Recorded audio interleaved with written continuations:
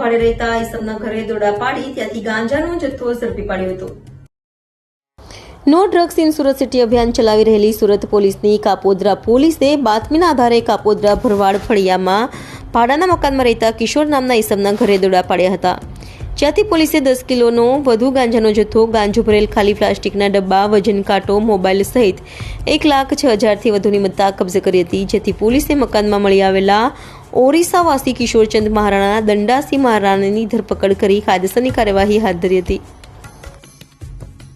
मेहरबान CP sir के आगेवानी में हमने no drugs in Surat campaign को अपनाया है, जिसके तहत कल कापोद्रा पुलिस स्टेशन के विस्तार में हमें एक बातमी मिली कि एक किशोर नाम का जो आदमी है, जिसका मूल उड़ीसा में है, वो चोरी छुप के गांजा का व्यापार करता है और ये उड़ीसा से गांजा लेके आता है और यहाँ पे नानी नानी पुड़िया बना के यहाँ पे बेचता है।